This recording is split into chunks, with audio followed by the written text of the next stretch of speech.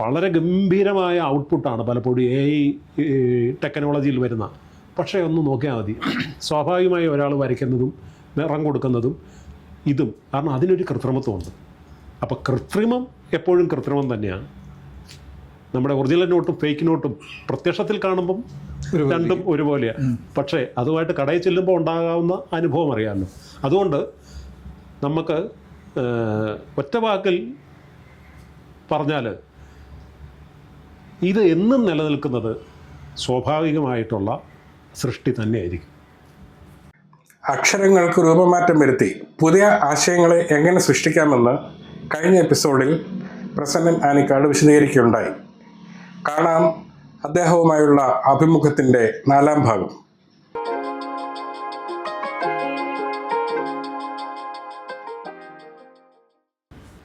താങ്കൾ എഴുതിയിട്ടുള്ള പുസ്തകങ്ങൾ, കിട്ടിയിട്ടുള്ള അവാർഡുകൾ? പുസ്തകങ്ങൾ 3 പുസ്തകങ്ങൾ, അത് കാർട്ടൂൺ റിലേറ്റഡ് ആണ്. ഒന്ന്, ഞാൻ ഈ പലപ്പോഴും സ്കൂൾ കോളേജ് തലങ്ങളിൽ കുട്ടികൾക്ക് ക്ലാസ് എടുക്കാൻ പോകും. അതിന് ഞാൻ തന്നെ ഇട്ടിരിക്കുന്ന കാർട്ടൂൺ കളരി എന്നാണ്. ഇന്ന് ഞാൻ പലപ്പോഴും ശ്രദ്ധിച്ചിട്ടുള്ളത്, ഈ കുഞ്ഞുങ്ങൾക്ക് കാർട്ടൂൺ അവർ പ്രിൻ്റ് ചെയ്ത് കാണുന്നതിലും അവരുടെ ഉള്ളിലേക്ക് ഇംപ്രിൻ്റ് ചെയ്യപ്പെടുന്നത് അവരുമായിട്ടൊരു ഇൻട്രാക്ഷനിലൂടെ, ഇതിൻ്റെ ക്ലാസ്സിലൂടെ ഇതിനെക്കുറിച്ച് പറഞ്ഞ് കൊടുക്കുമ്പോഴാണ്. അപ്പോൾ അതൊരു കളരിയായിട്ട്, കാർട്ടൂൺ കളരി എന്നുള്ള ലേബലിൽ, അപ്പോൾ അതേ പേരിൽ തന്നെ ഞാൻ സാഹിത്യ പ്രവർത്തക സഹകരണ സംഘത്തിന് വേണ്ടിയിട്ട് കുഞ്ഞുങ്ങൾക്ക് വേണ്ടിയിട്ട് അറിവൂഞ്ഞാൽ പരമ്പര എന്ന ഒരു സീരീസ് അവരിറക്കി. അപ്പോൾ അതിനകത്ത് കാർട്ടൂണിനെ കുറിച്ചുള്ള ആ ഒരു ഇത് പുസ്തകം ഞാൻ തയ്യാറാക്കി. ആ പേരും കാർട്ടൂൺ കളരി എന്നുള്ളതായിരുന്നു. അതിന് പുറമെ വിവിധ പത്രങ്ങൾക്ക് വേണ്ടിയിട്ട്, അതായത് മലയാള മനോരമ, മാതൃഭൂമി, ദീപിക, മെട്രോ വാർത്ത, ഇങ്ങനെയുള്ള പത്രങ്ങൾക്ക് വേണ്ടിയിട്ട് 4 പതിറ്റാണ്ടോളം ഉള്ള കാലയളവിൽ വരച്ച പൊളിറ്റിക്കൽ കാർട്ടൂണുകളുടെയും തിരഞ്ഞെടുത്ത സോഷ്യൽ കാർട്ടൂണുകളുടെയും ഒരു കളക്ഷൻ, ആകൃതി വികൃതി എന്ന പേരിൽ. അത് ഞാൻ ഈ മാതൃഭൂമിയുടെ നർമ്മഭൂമിയിൽ കൈകാര്യം ചെയ്തിരുന്ന പങ്ക്തിയുടെ പേര് ആകൃതി വികൃതി എന്നായിരുന്നു. അതേ പേരിൽ തന്നെയാണ് ആ പുസ്തകം തയ്യാറാക്കുക. അപ്പോൾ ആ പുസ്തകത്തിൻ്റെ ഒരു പ്രത്യേകത എന്ന് വെച്ച് കഴിഞ്ഞാൽ, നമ്മൾക്ക് ഈ പലപ്പോഴും കാർട്ടൂൺ ടൈം ബൗണ്ടഡാണ്, ഏതെങ്കിലും ഒരു കാലത്തിൻ്റെ ഒരു പ്രതീകവൽക്കരണമാണ് അതിനകത്ത്. അപ്പോൾ കുറേ നാൾ കഴിയുമ്പോൾ ഇത് സ്റ്റൈലായി പോകും. നമുക്ക് ആ വിഷയം എന്താണ് എന്നുള്ളത് ഒരു പക്ഷേ, അപ്പോൾ അത് റിലേറ്റ് ചെയ്യുന്നില്ലെങ്കിൽ ഈ കാർട്ടൂൺ ഒരു ജീവൻ ഉണ്ടാകുകയില്ല.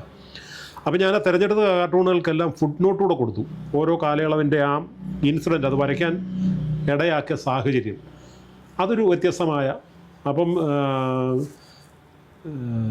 തിരിച്ചറിയേണ്ട കാർട്ടൂണുകളും ചിരിച്ചറിയേണ്ട വിഷയങ്ങൾ, അങ്ങനെ അതിൻ്റെ ഒരു സബ് ടൈറ്റിലൂടെ ഞാൻ കൊടുത്തിരുന്നു. അത് വളരെ ശ്രദ്ധിക്കപ്പെട്ടു. അപ്പോൾ അങ്ങനെ 3 ബുക്കുകൾ, ഒന്ന് ഈ കാർട്ടൂൺ കളരി, ആകൃതി വികൃതി, അതേപോലെ ഈ ആനകളെക്കുറിച്ചുള്ള കാർട്ടൂൺ കളക്ഷൻ. അവാർഡുകൾ കുറേ ഉണ്ട്. അവാർഡുകൾ കുറേ ബഹുമതികൾ കിട്ടിയിട്ടുണ്ട്. അതിനകത്ത് നാട്ടിൽ നിന്ന് കേരളത്തിൻ്റേതായ, ഇപ്പം നമ്മുടെ ലളിതകല അക്കാദമിയായിട്ട് ബന്ധപ്പെട്ട എക്സൈസ് വകുപ്പ് സംഘടിപ്പിച്ച ഒരു കാർട്ടൂണിൻ്റെ ഇത്, പിന്നെ ഹിന്ദുസ്ഥാൻ ടൈംസിൻ്റെ, ഡൽഹി ഹിന്ദുസ്ഥാൻ ടൈംസിൻ്റെ സ്പെഷ്യൽ മെൻഷൻ, പിന്നെ PK മന്ത്രിയുടെ പേരിലുള്ളത്, പിന്നെ KS പിള്ള, നമ്മുടെ KS പിള്ളയെക്കുറിച്ച് പറയുമ്പം ദേശബന്ധുവിലും മനോരമയിലും ഒരേ ദിവസം തന്നെ വ്യത്യസ്തമായി കാർട്ടൂൺ വരച്ച് ഈ കോട്ടയത്തിരുന്ന് കാർട്ടൂൺ വരച്ച് കേരളം മൊത്തം ശ്രദ്ധേയനായ ആളാണ്. അദ്ദേഹത്തിൻ്റെ പേരിലുള്ള പുരസ്കാരം, പിന്നെ മുതുകുളം കളിത്തട്ടിൻ്റെ പുരസ്കാരം, കാർട്ടൂണിസ്റ്റ് KV കേരളവർമ്മ പുരസ്കാരം, ബാംഗ്ലൂരിൽ നിന്നുള്ള മായ കമ്മത്ത് സ്മാരക പുരസ്കാരം. അതൊരു പ്രത്യേക, ഇതിൽ നിന്നൊക്കെ വേറിട്ട് നിൽക്കുന്ന ഒരു പുരസ്കാരം. കാരണം ഇന്ത്യൻ എക്സ്പ്രസിൻ്റെ കാർട്ടൂണിസ്റ്റായിരുന്നു മായ കമ്മത്ത്. മായ കമ്മത്ത് മരിക്കുന്നത് ക്യാൻസർ ബാധിച്ച. അപ്പം നമുക്കറിയാം, ഈ കാർട്ടൂൺ എന്ന് പറയുന്നത് ഒരു പുരുഷ കേന്ദ്രീകൃത കലാരൂപമാണെന്ന് പറയും. പലപ്പോഴും സ്ത്രീകൾ കുറവാണ്. അവിടെ ഒരു ശ്രദ്ധേയമായ അടയാളപ്പെടുത്തലായിരുന്നു മായ കമ്മത്ത്. ആ മായ കമ്മത്തിൻ്റെ പേരിലുള്ള, അതായത് ഈ കേരള കാർട്ടൂൺ അക്കാദമി പോലെ തന്നെ ബാംഗ്ലൂരിലെ കാർട്ടൂണിസ്റ്റുകളുടെ ഇന്ത്യൻ ഇൻസ്റ്റിറ്റ്യൂട്ട് ഓഫ് കാർട്ടൂണിസ്റ്റ് എന്ന് പറയുന്ന ഒരു പ്രസ്ഥാനമുണ്ട്. അവരുടെ അംഗവും കൂടിയായിരുന്നു ഈ മായക്കമ്മത്ത്. അപ്പോൾ അവരുടെ പേരിലുള്ള ദേശീയ കാർട്ടൂൺ പുരസ്കാരമാണത്. അങ്ങനെ പിന്നെ കാർട്ടൂണിസ്റ്റ് നാഥൻ പുരസ്കാരം, അങ്ങനെ കുറേ ബഹുമതികൾ ലഭിച്ചിട്ടുണ്ട്. വീട്ടുകാരുടെ കാര്യം എന്ന് പറഞ്ഞാൽ കൊള്ളാം. വീട്ടുകാരുടെ കാര്യം നമ്മൾ അമ്മയച്ഛൻ്റെയും പറഞ്ഞു. മക്കള് 3 ആമ്പിള്ളേരാണ്.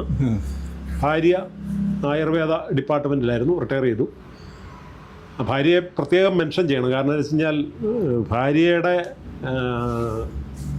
എന്താ പറയുന്നത്, നല്ല പരിചരണം ഉള്ളതുകൊണ്ടാണ് നമ്മൾ കാർട്ടൂണിസ്റ്റായിട്ട് നിലനിൽക്കുന്നത്.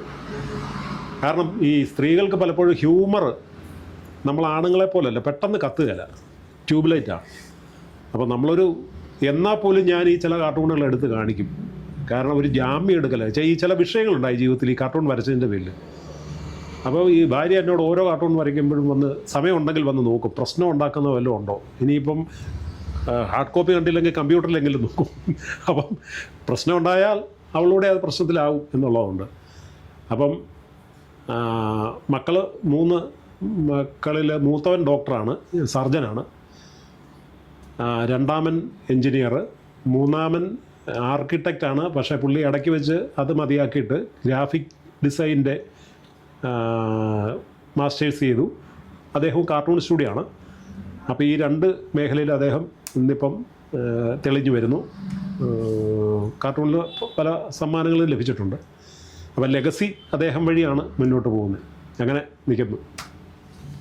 മൂത്ത മോൻ്റെ വിവാഹം കഴിഞ്ഞു, അവരും ഡോക്ടറാണ്. ഈ ആർട്ടിഫിഷ്യൽ ഇൻ്റലിജൻസ് കാർട്ടൂണിൻ്റെ ഭാഗമാണോ? ആർട്ടിഫിഷ്യൽ ഇൻ്റലിജൻസ് ആ പേര് കേൾക്കുന്ന പോലെ തന്നെ ആർട്ടിഫിഷ്യലാണ്. പക്ഷെ അത് കാർട്ടൂണിന് നല്ലൊരു ഉപയോഗം. കാർട്ടൂണ് നല്ല എന്തിനും ഉപയോഗിക്കാമല്ലോ. നമ്മളുടെ ജീവിതവുമായിട്ട് ബന്ധപ്പെട്ട ഏത് മേഖലയ്ക്കും ആർട്ടിഫിഷ്യൽ ഇൻ്റലിജൻസ് ഉപയോഗിക്കാം. അപ്പോൾ അവിടെ ഒരു പ്രശ്നമുണ്ട്. അല്ല, കഴിവ് വേണ്ട, നമുക്ക് കഴിവില്ല. അല്ല, ഞാൻ പറഞ്ഞു വരുന്നത്, നമ്മൾ ആർട്ടിഫിഷ്യൽ ലിംബ് എന്ന് പറയും ഇല്ലേ? നമ്മളുടെ ശരീരത്തിലെ ഒരു അവയവം പോയാൽ നമ്മൾ ആർട്ടിഫിഷ്യൽ ലിംബാണ് ഉപയോഗിക്കുന്നത്. പക്ഷെ അത് നാച്ചുറൽ ലിംബിൻ്റെ പകരമാകുമോ? പകരമാകത്തില്ല എന്ന് പറഞ്ഞാലാണ് AI എന്ന് പറയുന്നത് പക്ക ആർട്ടിഫിഷ്യൽ ഒരു സംഭവമാണ്. അതിൻ്റെ ബുദ്ധി എന്ന് പറഞ്ഞാൽ നിർമ്മിത ബുദ്ധി എന്നാണ് അതിന് പറയുന്നത് മലയാളത്തിൽ. അപ്പോൾ അതിനെ അത്രമാത്രമേ ഉള്ളൂ. പക്ഷെ നമ്മളിപ്പോൾ എന്താണ്, എല്ലാം ഇതിനെ ഏൽപ്പിക്കുകയാണ്. ഇപ്പോൾ കഴിഞ്ഞ ദിവസം ഒരാളോട് പറഞ്ഞു, പത്രങ്ങളിൽ സ്റ്റാഫ് കാർട്ടൂണിസ്റ്റിനെ പിരിച്ചുവിടുന്ന കാലം അനധിവിദൂരം അല്ല. കാരണം അവർക്ക് അതിൻ്റെ ആവശ്യമില്ല. നാളെ വരയ്ക്കേണ്ട വിഷയം എന്താണെന്ന് ഇവരോട് പറഞ്ഞു കഴിഞ്ഞാൽ സ്റ്റോക്കിലുണ്ട്. അപ്പം ഞാൻ പറഞ്ഞു, നിങ്ങൾ ഈ ചോദ്യത്തിന് ഞാൻ വേറൊരു മറുപടി പറയാം. ട്രോളുകൾ വന്നു, ട്രോളുകൾ ഇവിടെ എടുത്ത് വീശുന്നുണ്ട്. അപ്പോഴും ഓട്ടംതുള്ളൽ മരിക്കുന്നില്ല, അല്ലെ കൂത്ത് മരിക്കുന്നില്ല, സറ്റേർ ഒരിക്കലും മരിക്കുകയില്ല.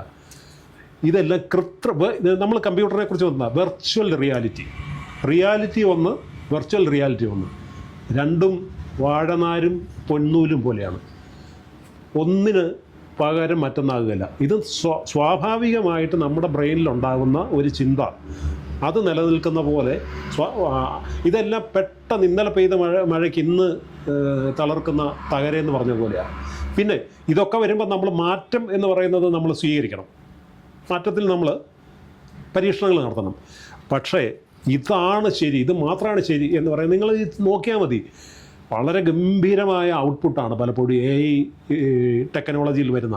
പക്ഷേ ഒന്ന് നോക്കിയാൽ മതി, സ്വാഭാവികമായി ഒരാൾ വരയ്ക്കുന്നതും നിറം കൊടുക്കുന്നതും ഇതും, കാരണം അതിനൊരു കൃത്രിമത്വമുണ്ട്. അപ്പോൾ കൃത്രിമം എപ്പോഴും കൃത്രിമം തന്നെയാണ്. നമ്മുടെ ഒറിജിനൽ നോട്ടും ഫേക്ക് നോട്ടും പ്രത്യക്ഷത്തിൽ കാണുമ്പം രണ്ടും ഒരുപോലെയാണ്. പക്ഷേ അതുമായിട്ട് കടയിൽ ചെല്ലുമ്പോൾ ഉണ്ടാകാവുന്ന അനുഭവം അറിയാമല്ലോ.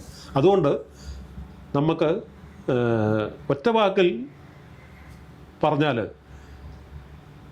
ഇത് എന്നും നിലനിൽക്കുന്നത് സ്വാഭാവികമായിട്ടുള്ള സൃഷ്ടി തന്നെയായിരിക്കും. എവർലാസ്റ്റിംഗ് ആണ്, എവർഗ്രീനാണ്. ഒരു കാര്യമുള്ള അല്ല, അപ്പോൾ അവിടെ വരുമ്പോഴത്തേനും ആ കാർട്ടൂണിസ്റ്റോ അല്ലെങ്കിൽ ക്രിയേറ്റിവിറ്റി ഉള്ള ഒരാളും ഒരിക്കലും ആശങ്കപ്പെടേണ്ട കാര്യമില്ല. താൽക്കാലിക പ്രതിഭാസമാണ്. ഗ്രഹണം എന്ന് പറയുന്നത് തൽക്കാലത്തേക്കിനല്ലേ സൂര്യനെ മറയ്ക്കാൻ പറ്റുള്ളൂ. അത്രയും ചിന്തിച്ചാൽ മതി. ഇത്രയും നേരം ഞങ്ങൾ സഹകരിച്ചതിനും അനുഭവങ്ങൾ പങ്കുവച്ചതിനും വളരെ വളരെ നന്ദി. ഹാർഡ് കോപ്പിൻ്റെ ഈ വേദിയിലെത്തി ഇത്രയും കാര്യങ്ങൾ ഇതുമായിട്ട് തൽപരർക്ക് പ്രയോജനപ്പെടുമെങ്കിൽ അത് എനിക്കും വളരെയധികം സന്തോഷമുണ്ട്. അതിന് ഒരു വേദി അനുവദിച്ചതിൽ എല്ലാവർക്കും നന്ദി അറിയിക്കുന്നു.